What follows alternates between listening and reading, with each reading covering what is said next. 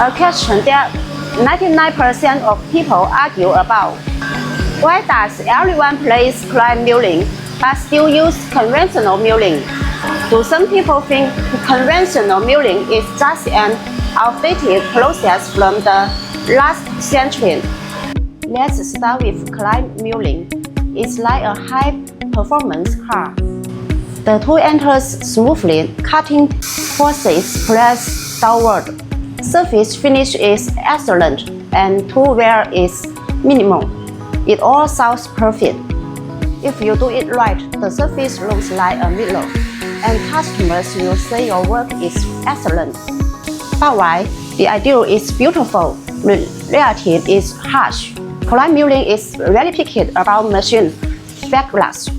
Even little looseness in the screw can leave vivid patterns on the surface.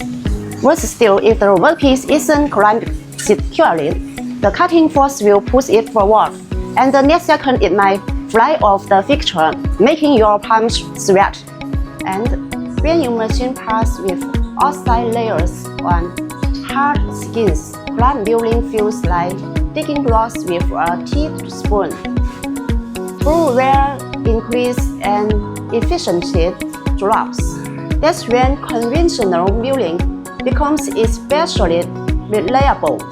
It uses the tool tip to break the surface first, quickly removing the outside layer and hard crust. The cutting force is opposite to the feed, making it harder to strip the workpiece. And backlash efforts surface quality much less. Even though conventional milling has more cutting force and leaves a rougher surface, it's steady, safe, and trusted by many skilled machinists.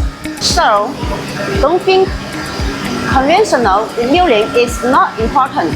It's not outdated. It's a more forgiving and safer approach when your equipment isn't perfect. Climb milling used correctly truly saves time and effort, but conventional milling can be lifesaver, especially during batch production or when the machine isn't very precise. I'm Candid, a CNC machinist who loves using tools to make better parts. Feel free to connect with me. Drop your questions in the comments, and let's talk more next time.